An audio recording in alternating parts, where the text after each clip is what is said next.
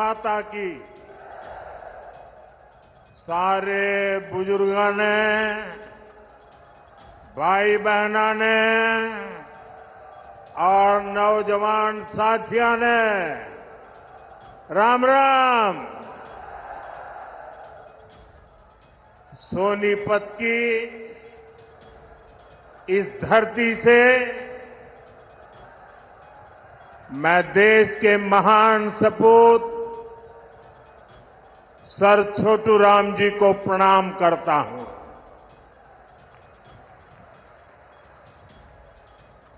Sir Chhotu Ram ji का जीवन किसानों और वंचितों के लिए समर्पित रहा।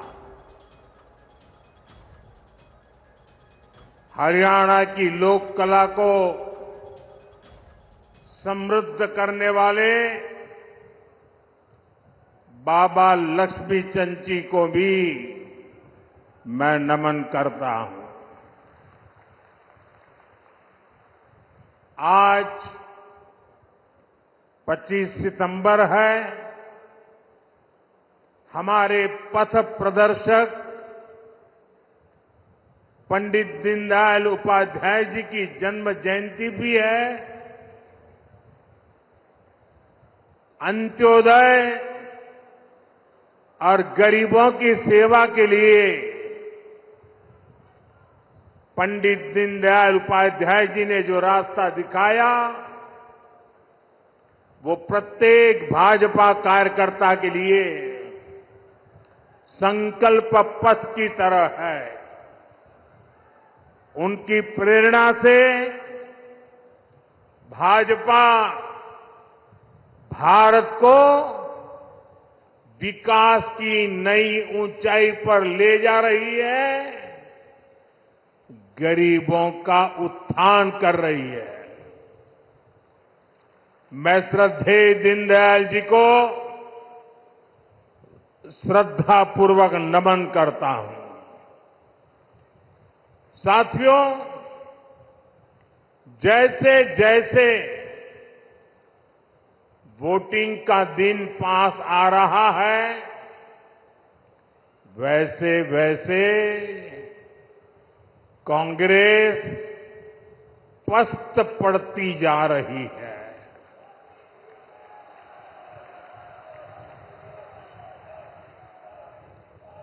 हरियाणा में भाजपा के लिए समर्थन बढ़ता ही जा रहा है।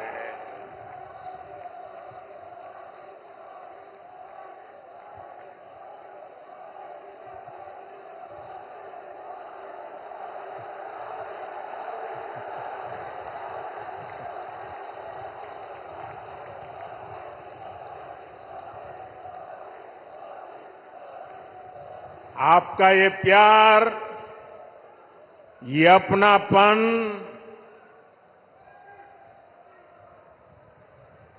हरियाणा का ये प्यार तो मेरी जिंदगी की बहुत बड़ी अमानत है।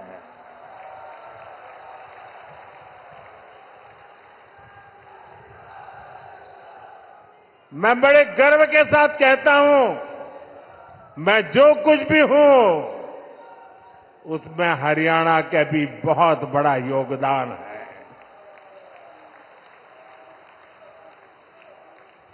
आज पूरा हरियाणा कह रहा है, फिर एक बार भाजपा सरकार, फिर एक बार।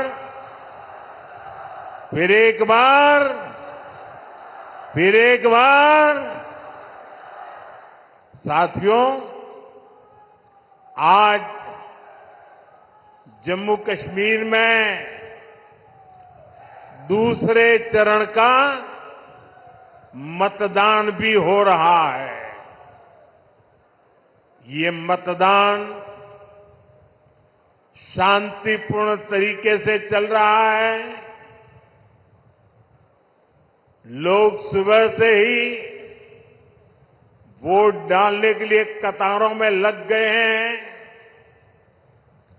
पहले चरण में जिस तरह जम्मू कश्मीर में वोटिंग का रिकॉर्ड टूटा, वो भी दुनिया ने देखा है।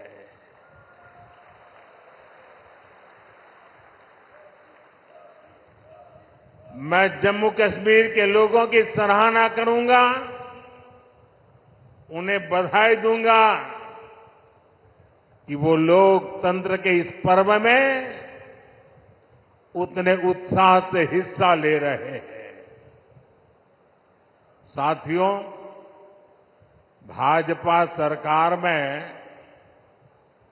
हरियाणा आज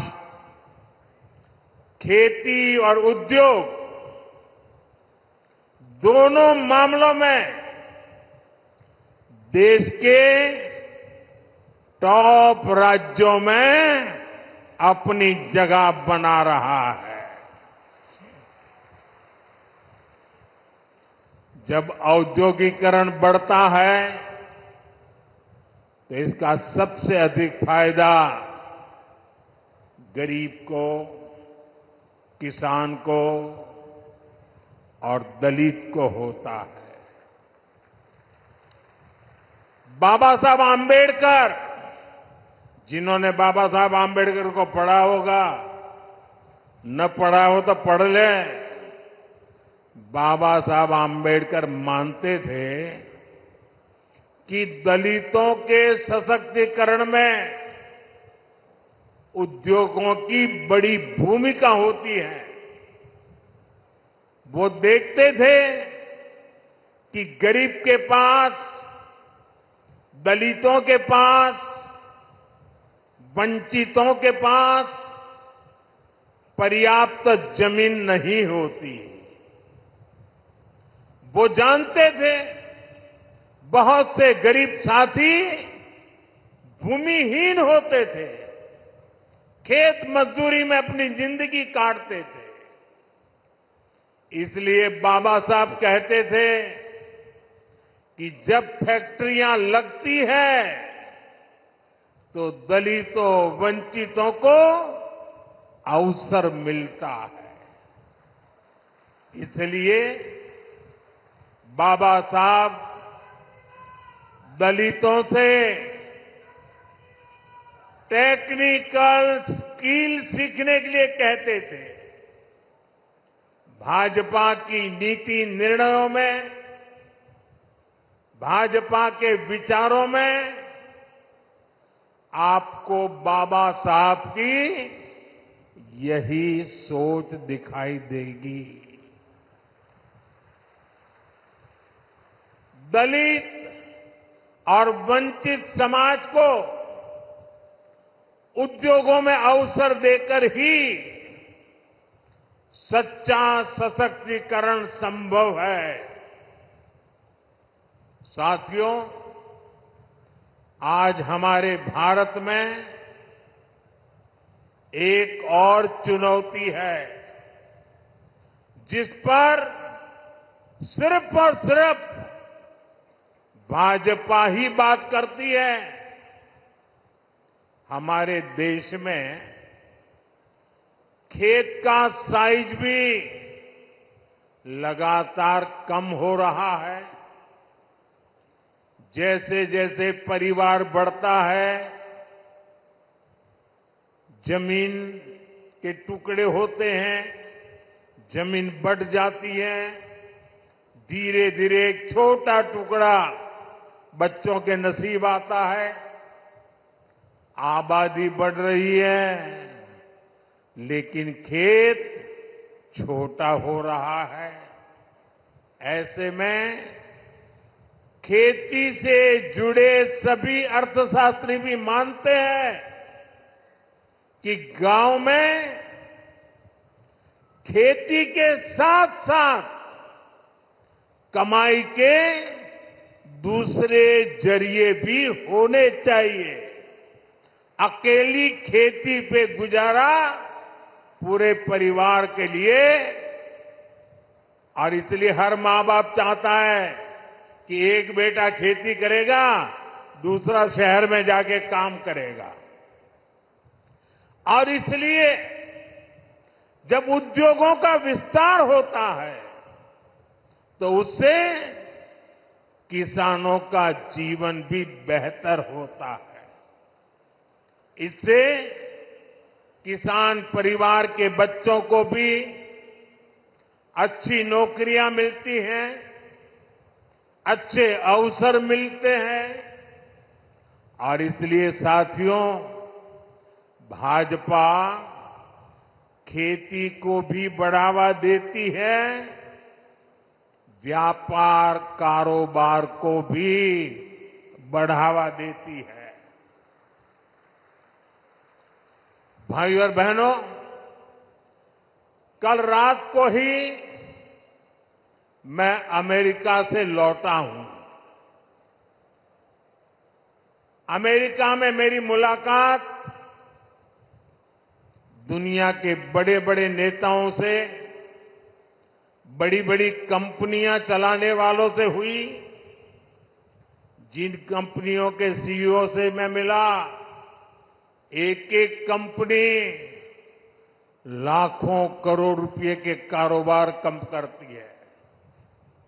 मैंने उन्हें भारत के नौजवानों के टैलेंट के बारे में बताया।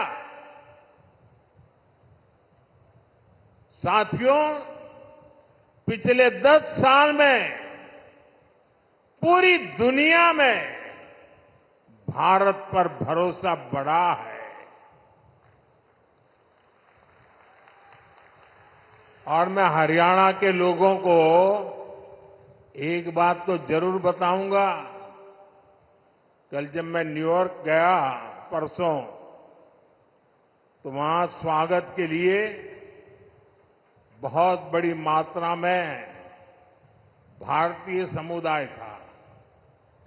लेकिन सबसे बड़ी बात वो थी कि वहां पर पूरा हरियाणा खड़ा कर दिया गया था। अमेरिका में पली बड़ी हमारी हरियाणा की बेटी और उसके साथ और 5-7 बहनें, हरियाणा के हमारे साथी, उन्होंने हरियाणा का जो अभी नृत्य आप यहां देख रहे थे ना, वैसा नृत्य न्यूयॉर्क में करके स्वागत कर रहे थे। यानी हरियाणा खड़ा कर दिया था उन्होंने। साथियों, आज एक बात का विश्वास हुआ है कि अब भारत करप्शन, परिवारवाद से मुक्त होकर तरक्की कर रहा है। दुनिया को लगता है कि आने वाले समय में कोई देश सबसे तेज आगे बढ़ेगा तो वो देश है भारत।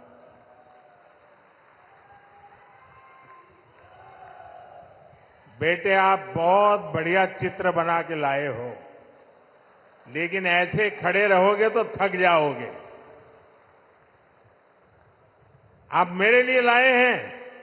चलिए, मैं मेरे एसपी जी को कहता हूं, वो आपसे वो फोटो ले लेंगे। पीछे अपना नाम पता लिख लेना, मैं आपको चिट्ठी लिखूंगा।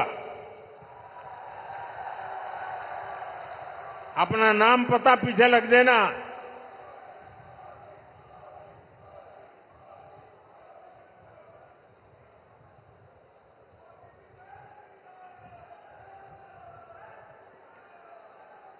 इतना बढ़िया चित्र बनाया है इस बेटे ने।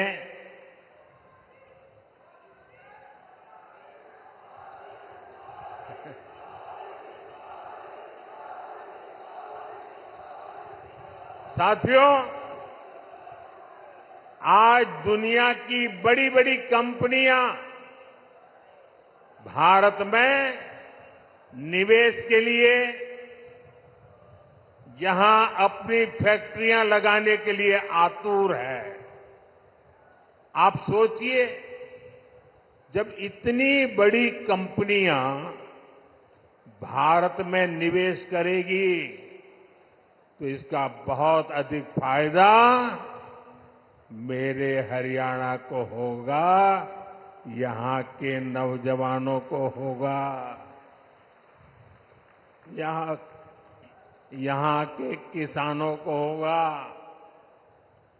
आज हमारा ये हरियाणा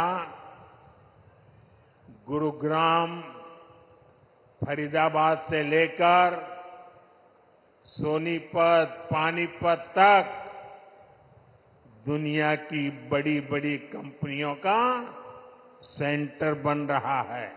थैंक यू बेटा, मिल गया मुझे, मिल जाएगा, इनको दे दीजिए। हाँ, शाबाश। अब आराम से बैठो बेटा, देखिए गिरना मत।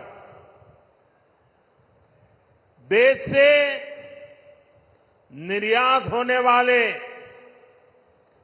35% से अधिक कालीन और करीब 20% कपड़े हरियाणा में ही बनते हैं। यहां खरखौदा में देखिए, भाजपा औद्योगिक शहर बना रही है। कोशिश यही है कि यहां के हमारे नौजवानों को ज्यादा से ज्यादा नौकरियां मिले, रोजगार मिले। हरियाणा भाजपा ने घोषणा की है कि ऐसे अनेक औद्योगिक शहर राज्य के अलग अलग हिस्सों में बनाए जाएंगे। अभी मारुति का कारखाना लगना भी यहां तय हो गया है। आने वाले समय में ऐसे कई बड़े बड़े कारखाने यहां लगने वाले हैं। साथियों, मेक इन इंडिया के 10 सालों ने भी इसमें बड़ी भूमिका निभाई है। हम मोबाइल फोन से लेकर लड़ाकू विमान और विमान वाहक पोत तक अब भारत में बना रहे हैं। बीते 3 साल में ही मैन्युफैक्चरिंग से जुड़े सेक्टर में लाखों नए रोजगार बने हैं। आज भारत में बनी चीजें हम उन देशों को भी बेच रहे हैं जहां से पहले हम मंगाया करते थे। अब आप देखिए, भारत में बनी सुजुकी गाड़ियां, मूलतः वो कंपनी जापान की है। सुजुकी कंपनी गाड़ी अब यहां बनाती है और जापान वाले भारत से वो गाड़ी मंगवा करते खरीदते हैं। और ये कमाल कहां होता है मालूम है? ये कमाल कहां होता है मालूम है? ये कमाल मेरी हरियाणा की धरती से होता है। हरियाणा की धरती से बने उत्पाद आज दुनिया के बाजारों में पहुंच रहे हैं। यही है नए भारत की ताकत।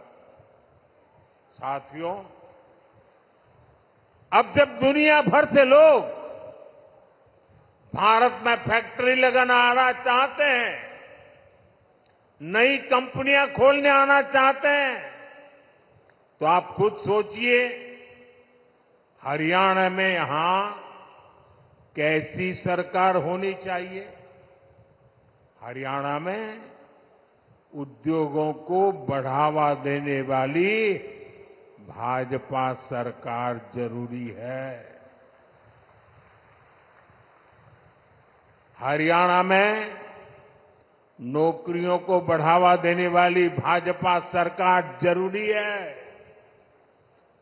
क्योंकि आप भी जानते हैं जहां भी केंद्र सरकार आई और कांग्रेस को मौका मिला, जहां जहां कांग्रेस ने पैर रखा, एक काम पक्का,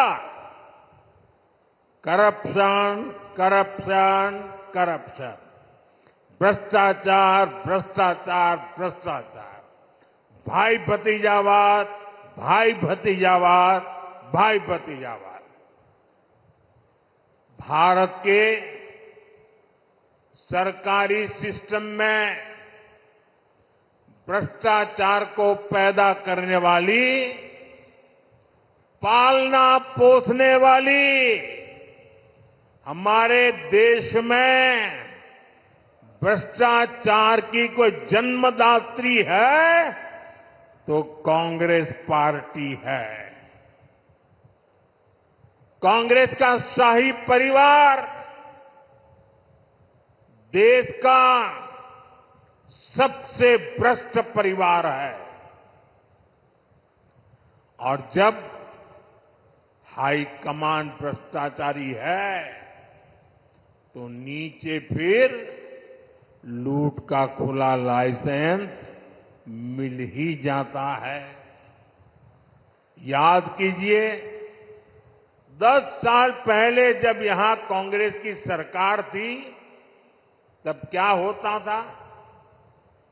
आज जो नए वोटर है ना, 18 साल 20 साल के, उन्हें तो पता तक नहीं होगा कि 10 साल पहले हरियाणा को कैसे लूटा गया था।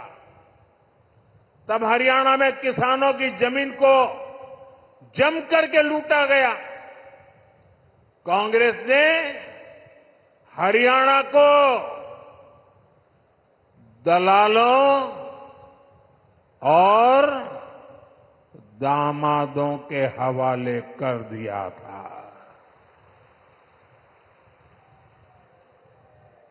दलालों और दामादों से बचना है तो कमल ही बचाएगा।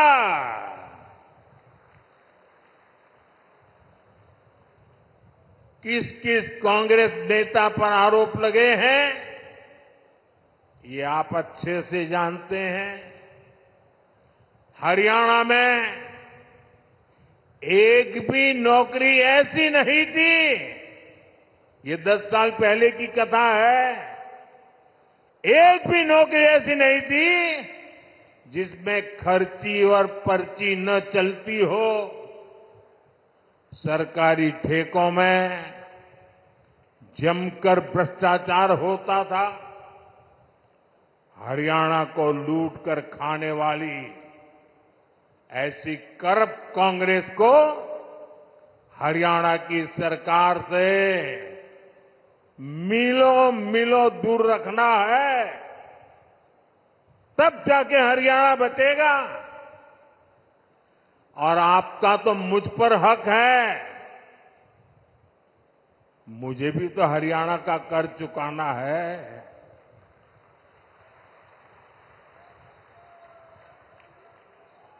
और मुझे खुशी है कि हरियाणा के लोग इतने समझदार हैं कि वो राज्य और केंद्र की ताकत क्या होती है, ये जितना हरियाणा के लोग समझते हैं ना, हिंदुस्तान में और कोई उतना नहीं समझता है जितना हरियाणा वाले समझते हैं।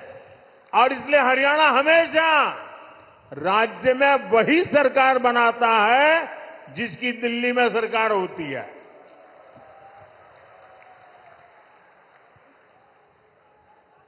हरियाणा के लोगों की इसकी बराबर समझ है। साथियों, जैसी स्थिति यहां कांग्रेस ने उस समय बनाई थी, आज कर्नाटका में उनकी सरकार है। जरा देखिए, अभी तो 2 साल हुए हैं, क्या हाल करके रखा है। वहां कांग्रेस के मुख्यमंत्री उन पर जमीन घोटाले के आरोप लगे हैं। जब इसकी जांच शुरू हुई तो कर्नाटका के मुख्यमंत्री हाईकोर्ट चले गए। हाईकोर्ट ने भी उनको एक और डंडा मारा।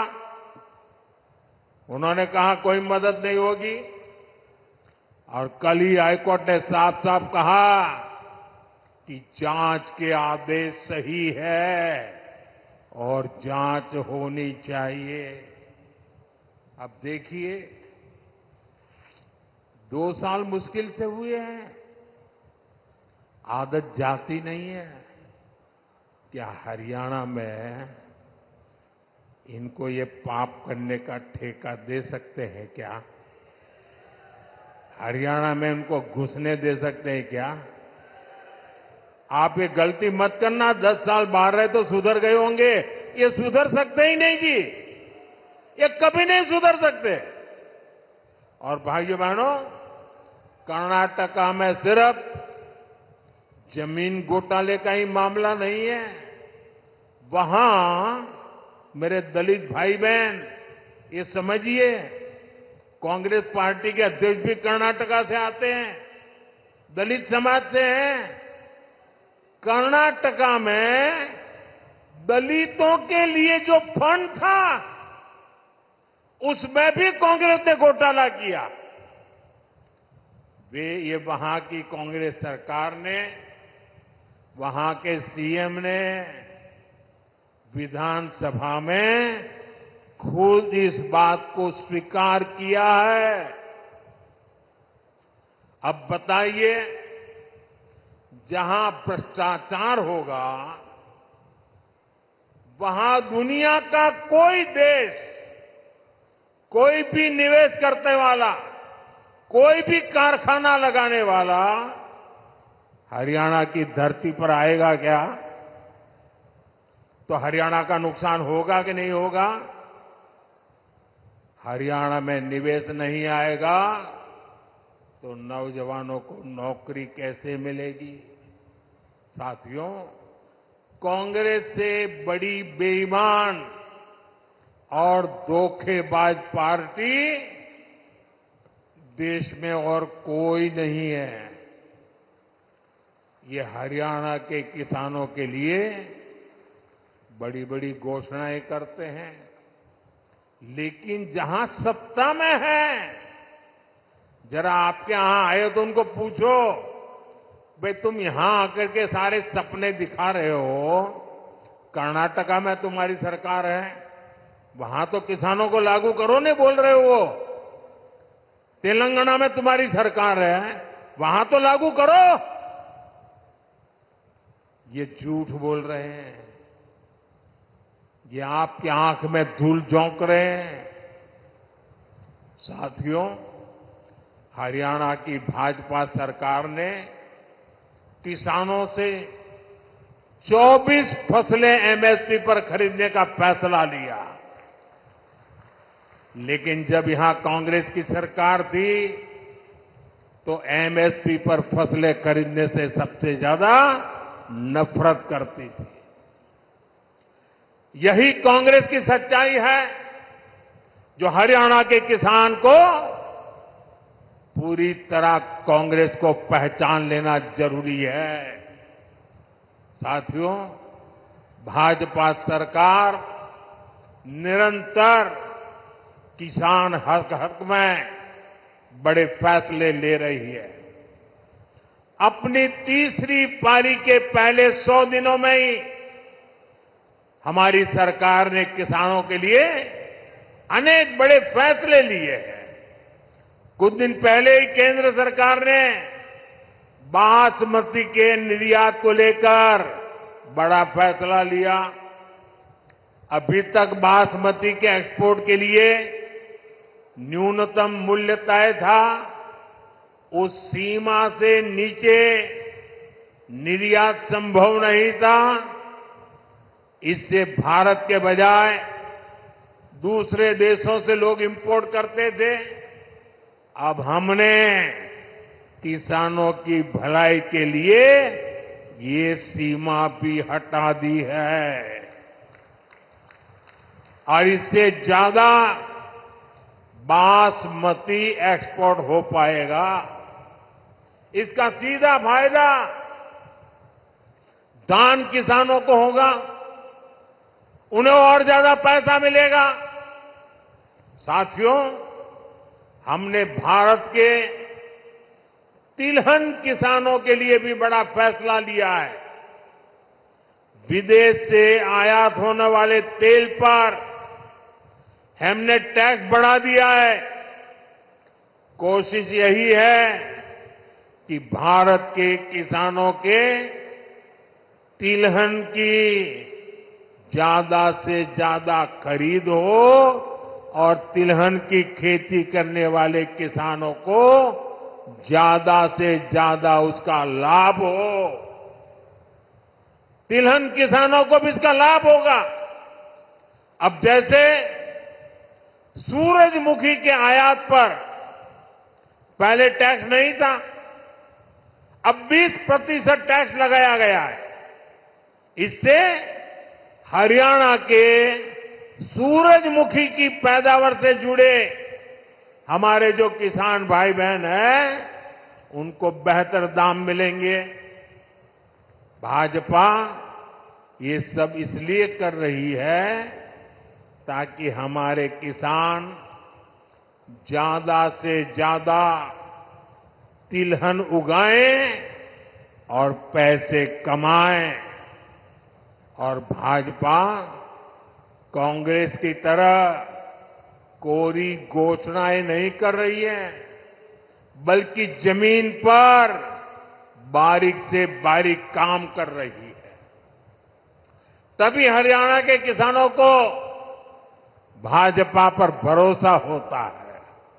साथियों, हरियाणा के किसान हो या युवा, उनका भविष्य भाजपा सरकार में ही सुरक्षित है।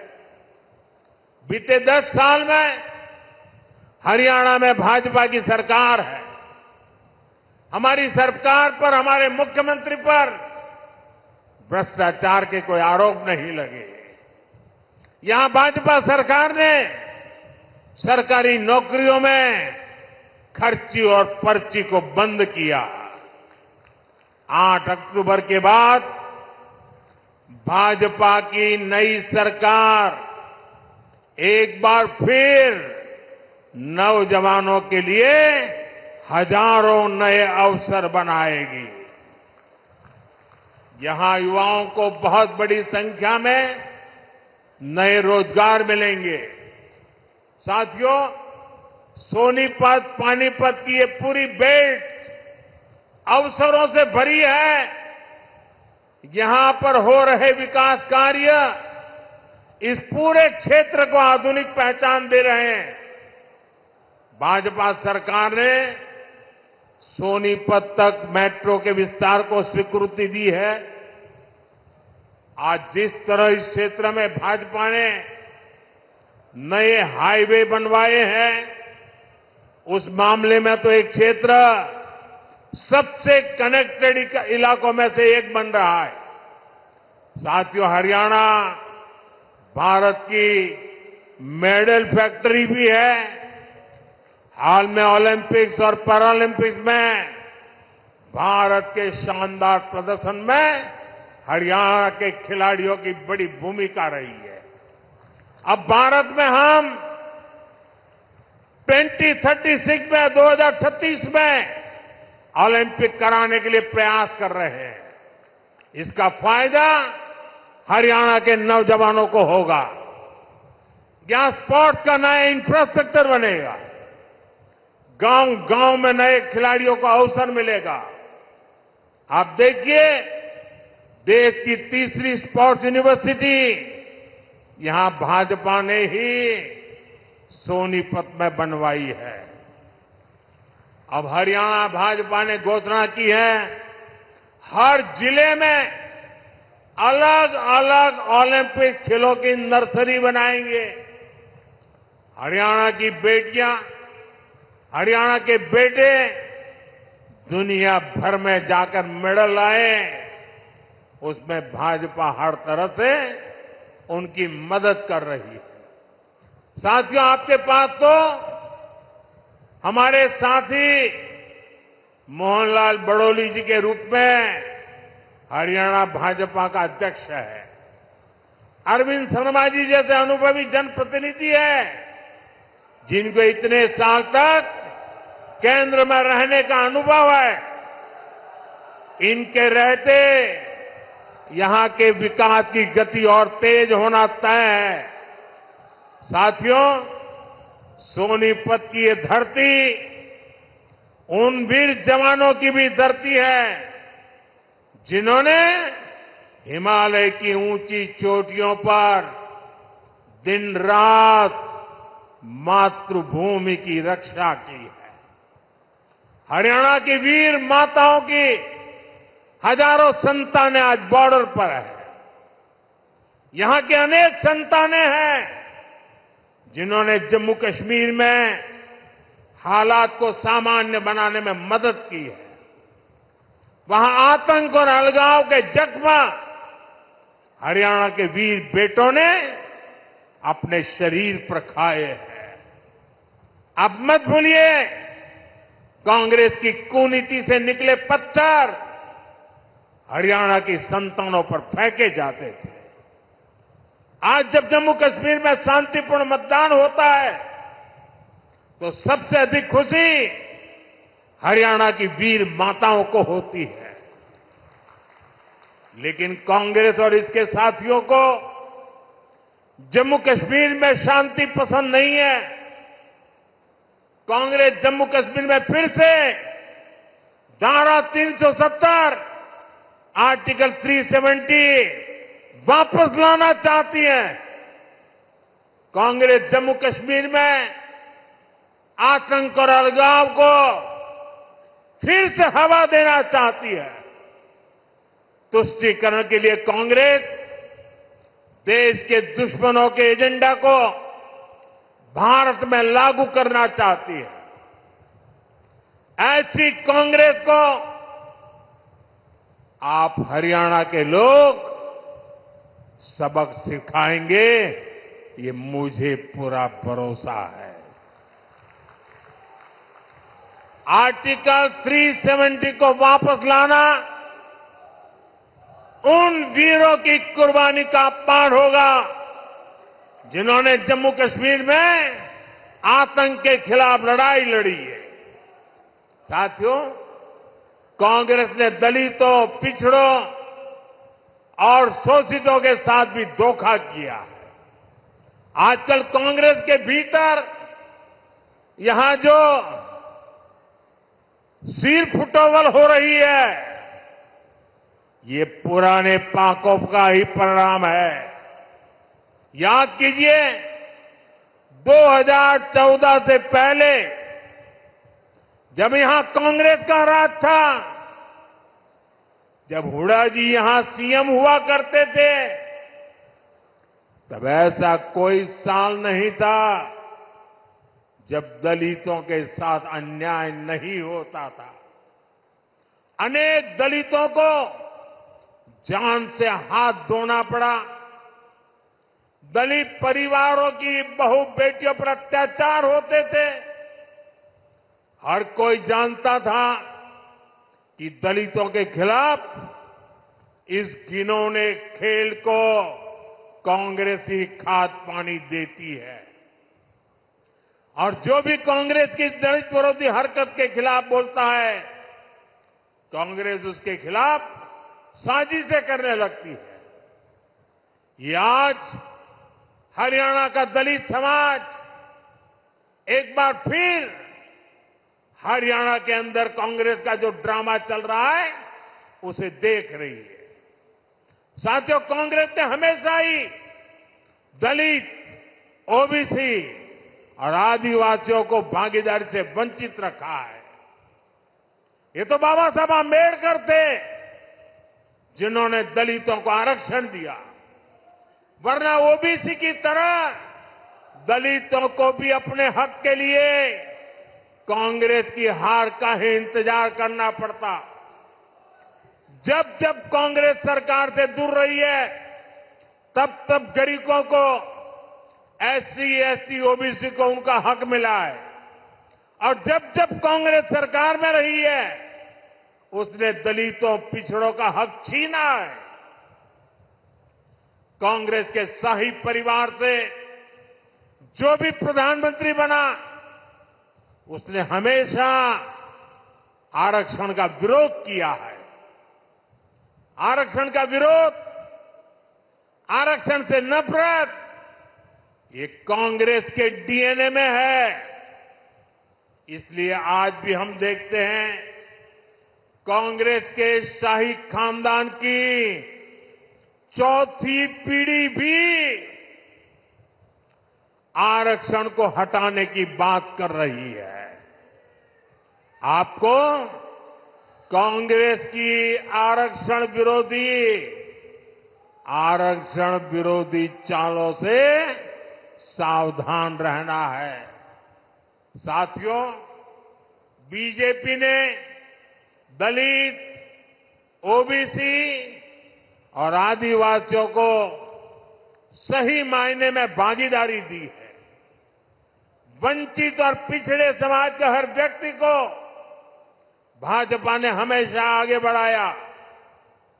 यहां हरियाणा में देखिए, हमारे नायब सिंह सैनी जी को भाजपा ने सीएम बनाया। इतने कम समय में ही इन्होंने पूरे हरियाणा के लोगों के दिल में जगह बनाई है। आज यहां लोग कहते हैं कि यो नायब सैनी एक किसान मजदूर का बेटा है। इसके किवाड़ लोगा ताई 24 घंटे खुले रवे से। भाइयों और बहनों, कांग्रेस की सरकारों की एक और पहचान है, कांग्रेस सरकार अस्थिरता के लिए भी जानी जाती है।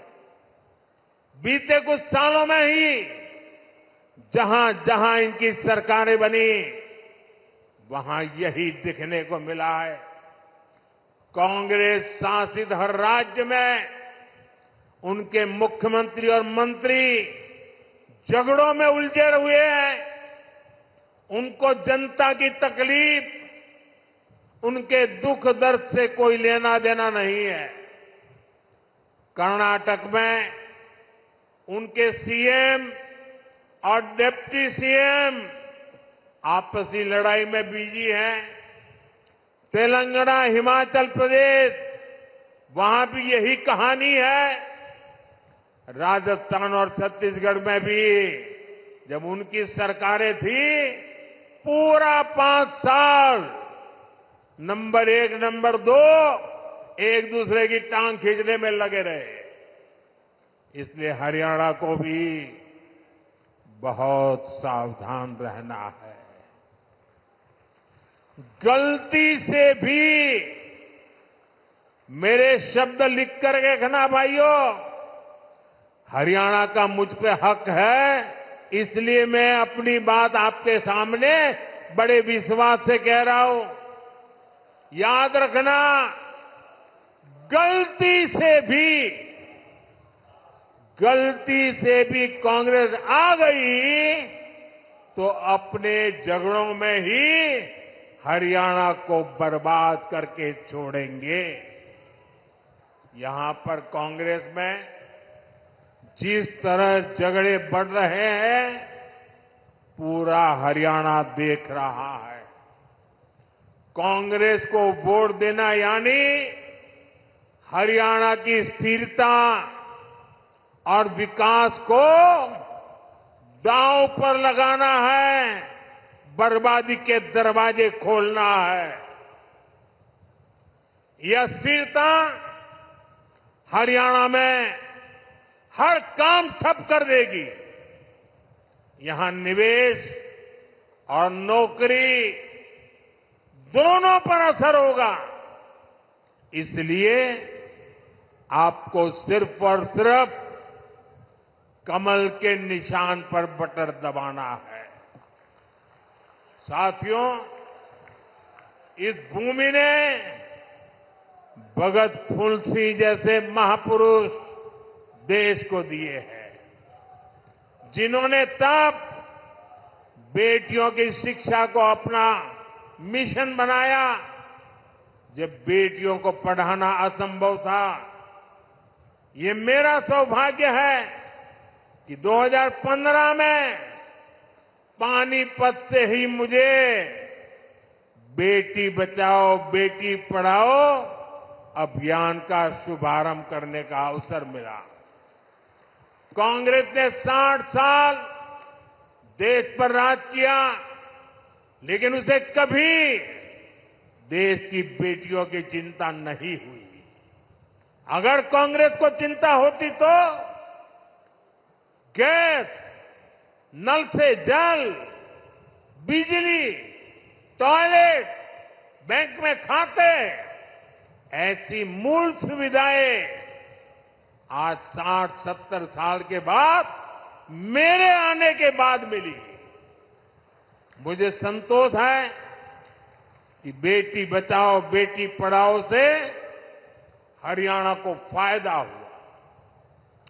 10 साल पहले हरियाणा में 1000 बेटों पर सिर्फ 866 बेटियां थी। आज ये संख्या बढ़कर 914 हो चुकी है। आज हरियाणा की बेटियां स्पोर्ट्स में दम दिखा रही हैं। आज हरियाणा की बेटियां पुलिस और सेना में दम दिखा रही है। हमें गर्व है कि एनडीए में जो महिला कैडेट्स का जो फर्स्ट बैच था, उसमें हरियाणा की बेटी ने टॉप किया। साथियों, हरियाणा भाजपा नारी शक्ति को और सशक्त करने के लिए आगे बढ़कर काम कर रही है। हरियाणा भाजपा ने लाड़ो लक्ष्मी योजना के तहत हर महीने 2100 रुपये देने का वायदा किया है। गरीब परिवारों को 500 रुपये में गैस सिलेंडर देने की भी योजना जारी रहेगी। हरियाणा भाजपा ने 5 लाख लखपति दीदी बनाने और हर गांव में ड्रोन पायलट दीदी बनाने की भी घोषणा की है। साथियों, भाजपा का संकल्प ये पक्की गारंटी होता है। भाजपा जो कहती है वो करके दिखाती है। हरियाणा में भी हर वायदे तेजी से जमीन पर उतर के रहेंगे, आपके घर तक पहुंचेंगे। इसलिए 5 अक्टूबर को हमारे इन सभी उम्मीदवारों को भारी मतों से विजयी बनाना है। लगातार तीसरी बार हरियाणा में कमल खिलाना है। एक बार फिर इतनी बड़ी संख्या में हमें आशीर्वाद देने के लिए आप आए, मैं आपका बहुत बहुत आभारी हूं। दोनों हाथ ऊपर करके पूरी ताकत से मेरे साथ बोलिए, भारत माता की, भारत माता की, भारत माता की।